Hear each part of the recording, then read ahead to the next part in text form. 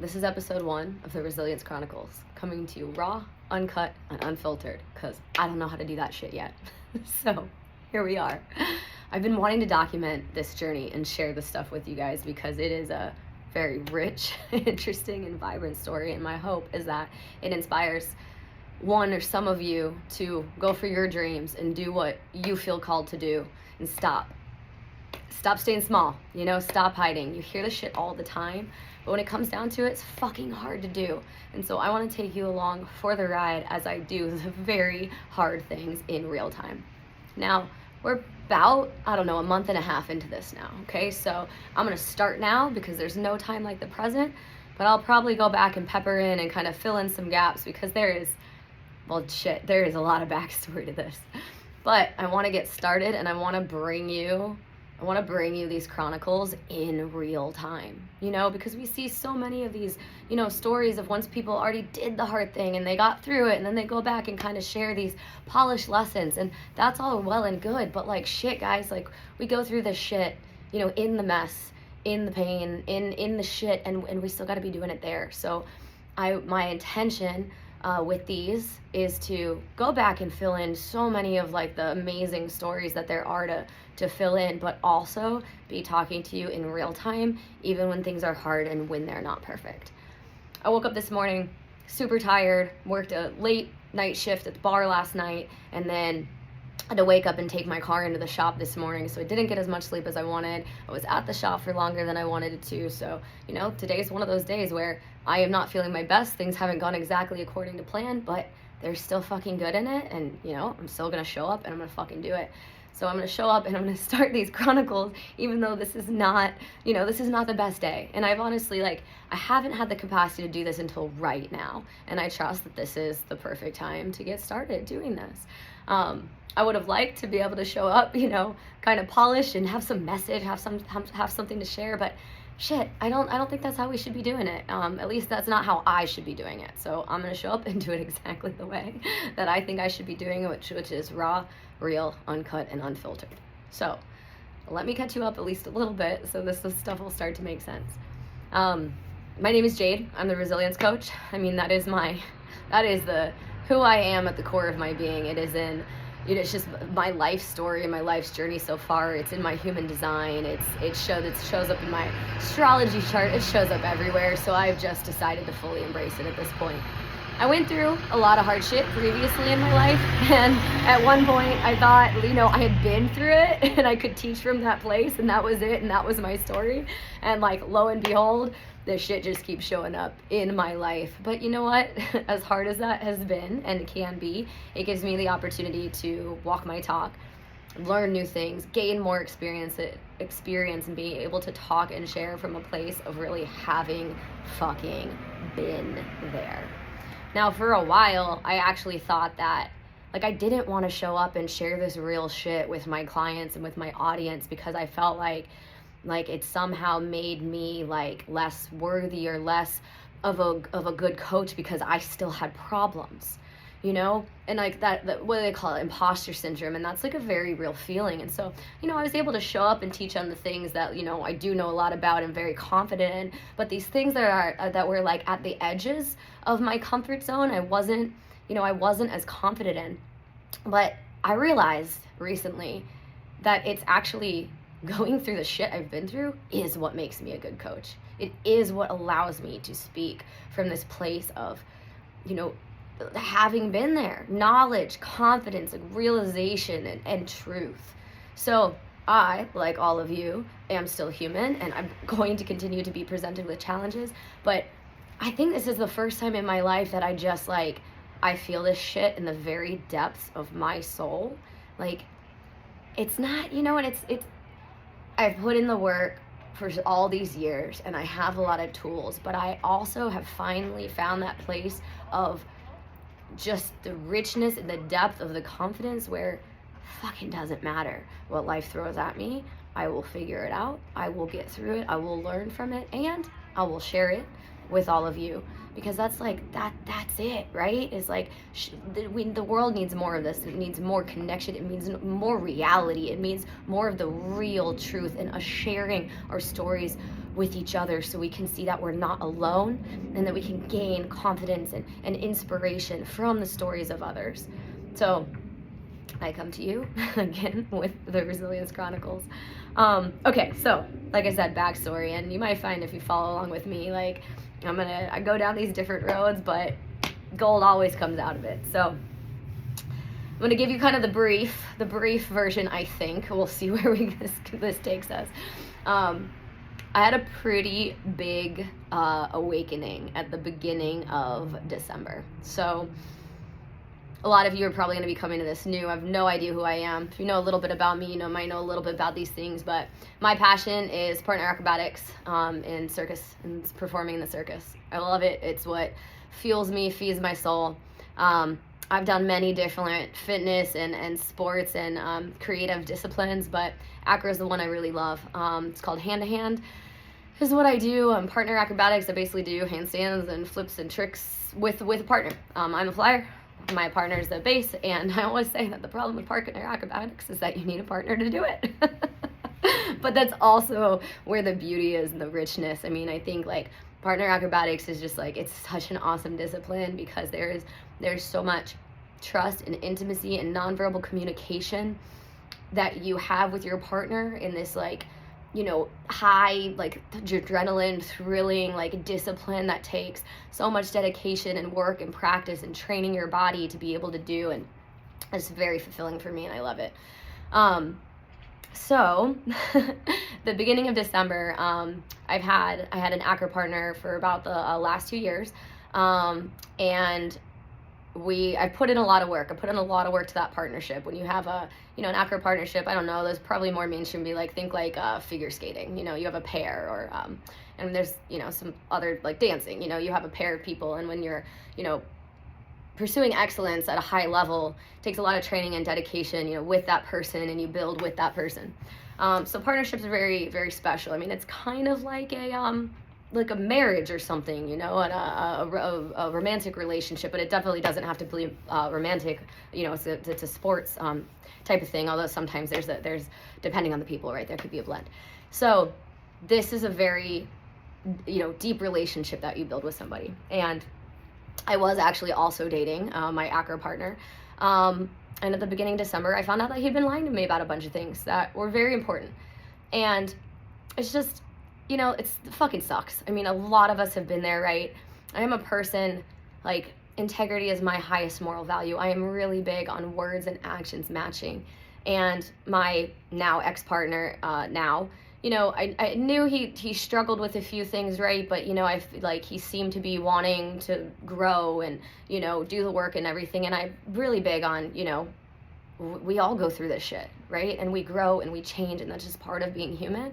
So I'm really big on, letting people do that and like letting them do that, right? But problem comes when people's words and actions don't match over and over and over again, right? So long story short, I won't get into the details necessarily, but I had a very rude awakening where I, was really seeing his words and actions not match, and I called him out on it, and I found out that he had been lying to me for a while about some, really important things. And so that basically broke the trust of our relationship. It showed me, how big his integrity gap was, how much it was lacking, and, it ended our, dating, romantic, boyfriend, girlfriend kind of relationship, but also, which was a way bigger blow for me in my, acro career, was really facing the reality that the acro partnership was over. Because I can't do, if you can't trust somebody, you can't do acro with them. Acro is a huge, it's built on trust. My life is in his hands every time we do a trick, every time we do a skill. And, I'm also a believer in how we do anything is how we do everything. So I no longer wanted to be associated with somebody who's living their life that way, and who refused to take absolutely any responsibility for their actions whatsoever. So, that was another thing. He has taken no responsibility, not tried to make amends, really just kind of gone the opposite direction, which really shows me that I was making the right decision. But this was a very rude awakening for me, because as any of you guys know who have ever had a relationship end in a bad way, it fucking hurts. There's grief, there's having your trust betrayed, I mean, for me, it's like one of the worst things that you could do to another person, especially by someone who promised to never do something like that, right? So that was at the beginning of December. And as any other human knows, it takes time to kind of work through these things. You go through the, the stages of grief, the shock and the denial and the, there's just the grief, the pain, everything. So I've been, working through that, and I'll kind of pepper in some, more stories as we go. This happened about the beginning of December. We were supposed to, spend the holidays together, do this big road trip to see both of our families that were kind of far away. I'm in St. Petersburg, Florida. My family is in Wisconsin. His was in Delaware. So we're going to do this big road trip, but, no longer going to do that. So I did my part of the road trip by myself. I put my dogs in the car and I drove up to Wisconsin, 2 days in the car, stayed with my family for a couple weeks, really took some space, and had some good,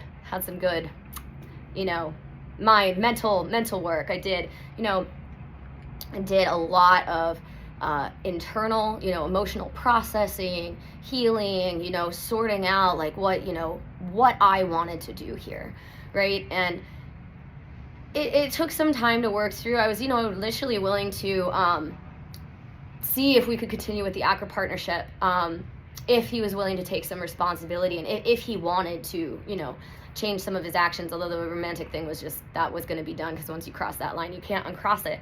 But when I got back, he took absolutely no responsibility, didn't say a goddamn thing. Maybe I'll kind of pepper in some of these stories later, because there's some good learning and principles there.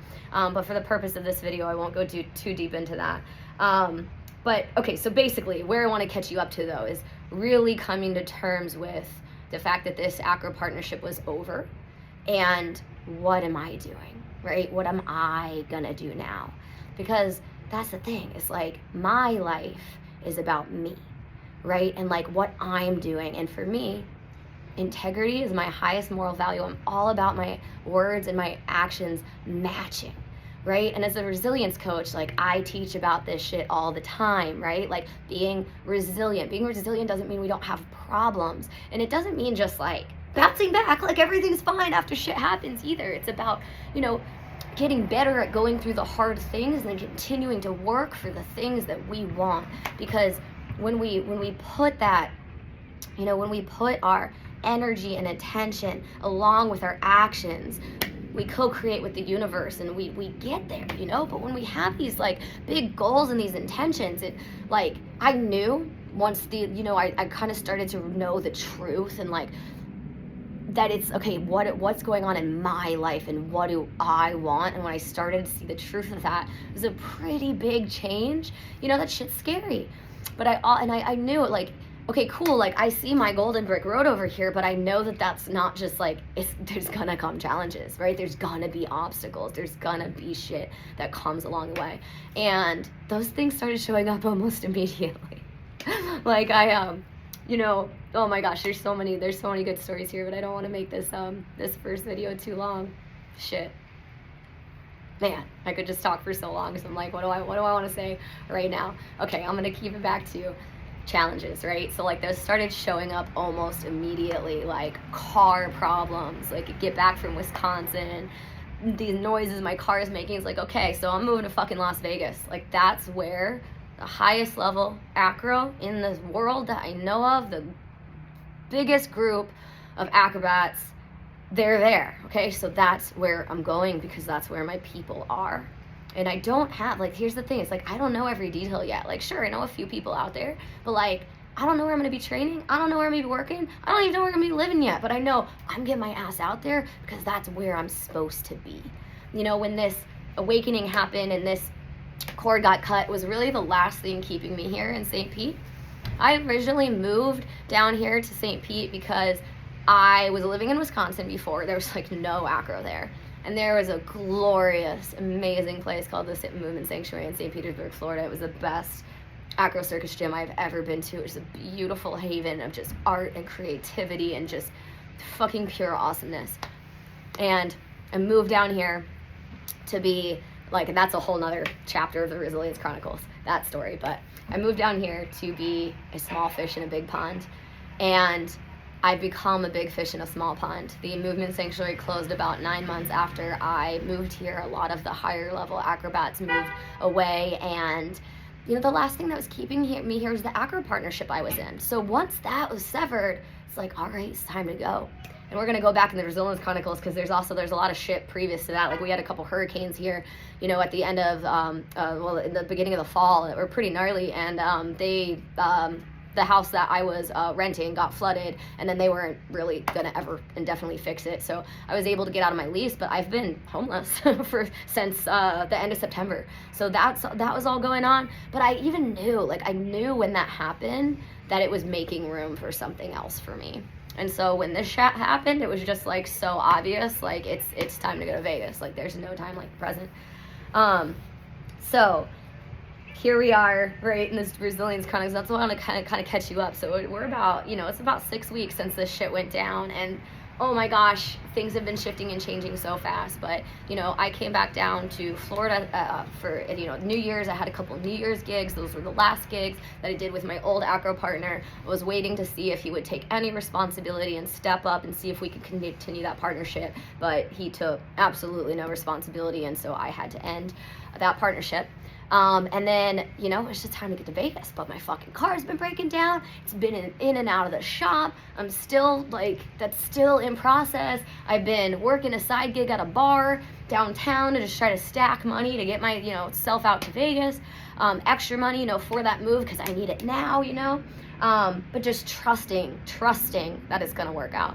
I've been putting in the work, I've been doing the hard things, I don't want to be working at a bar, but that's my short-term thing that's helping me, right, to get there.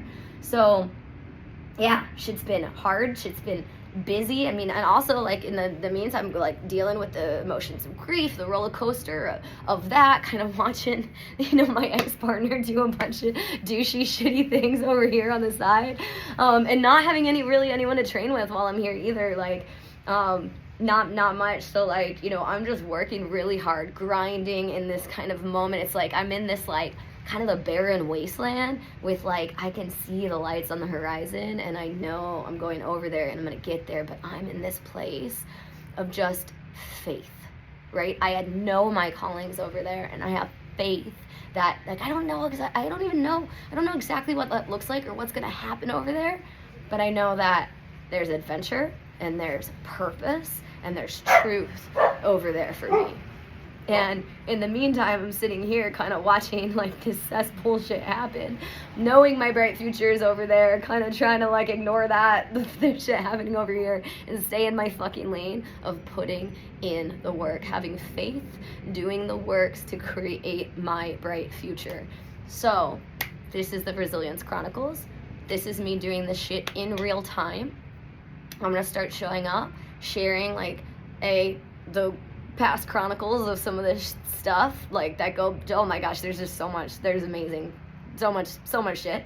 And also working, showing you what this looks like in real time, because I am on a fucking grand adventure right now. And right now I'm in that kind of messy middle. It is not fun, it is not glamorous. I'm sleeping on my friend's floor. My friends were so sweet and generous to take me in while my car's, going through the shit. I'm not gonna fucking drive a U-Haul across the goddamn country by myself with my 2 dogs in the car and the U-Haul behind me. I'm gonna take my whole life and I'm gonna move into an apartment in Las Vegas, and I swore I would never live in an apartment again. I've not lived in an apartment since I was 20 years old. I'm way more of a house person, but you know what? Fuck it. This is a new chapter. It's a temporary thing. I'm fucking chasing my dreams, okay? And I know that there are, a shout out to Kim Hale, okay? Because Kim Hale is a 57-year-old amazing fucking woman who has recently, I think in the last year, she shares this shit on Instagram. Go follow her if you don't already, because she's my spirit animal right now, and I love what she shares, which she is living in New York. She wants to star in a Broadway musical. She's 57 years old. I think she was a dancer back in the day, but then she put her dreams on hold, for whatever in her life. And she is just, doing this again at an age where most people would say, you're crazy, that's not possible. But she's fucking doing it.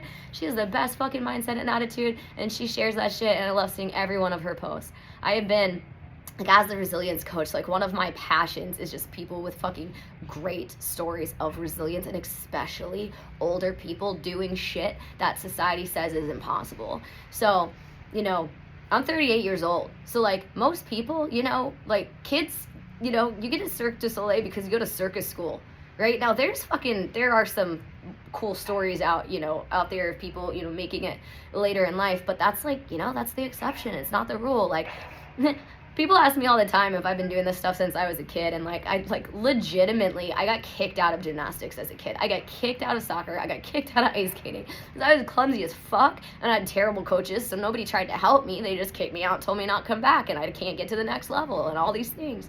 So I was clumsy as fuck as a kid, and I have taught myself how to do circus as an adult. Not only that, but I've taught myself to do circus with an ET wrist. I don't know if you guys can see this on the camera, but this wrist, it doesn't really work. It's been broken a lot and it doesn't do a whole lot. Okay, so it actually shouldn't be possible for me to do handstands and the shit I do with this wrist, but I figured the fuck out. When I first started doing handstands, I did them on my fingers on this hand because I literally couldn't put my wrist on the ground. I can now because I taught myself and I pushed through it, but I didn't get help from a single physical therapist. When I show this shit to them, they're just like, that should not exist. I do not know what to do for that. But fuck, man, our bodies are so resilient and we can do so much. I mean, this wrist thing, I forget about this because this has been like this for since I was like 21 or something. It's been a long time. I had 2 surgeries, never rehabbed right, and now like I've just got bone where there shouldn't be bone. But I work around it, you know? One of the stories I'll tell you in the Resilience Chronicles is the story of my TBI. I had a really bad brain injury almost 2 years ago now. Fucked me up bad. This is definitely going to be a whole little chapter of the Resilience Chronicles. I am not even completely back to where I was before that brain injury, but I'm going to become better than ever because why the fuck not?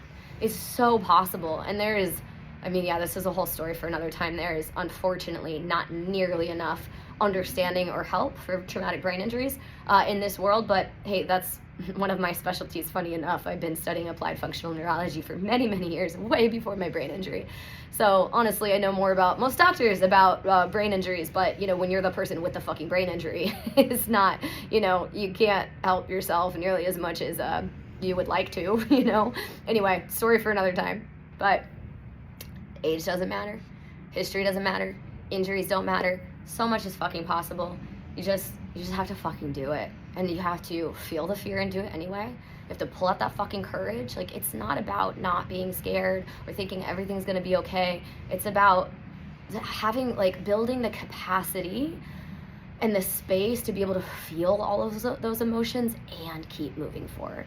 That is one of the things I am most passionate about. That is what, you know, one of the things I am most passionate about helping my clients learn and do is build that capacity.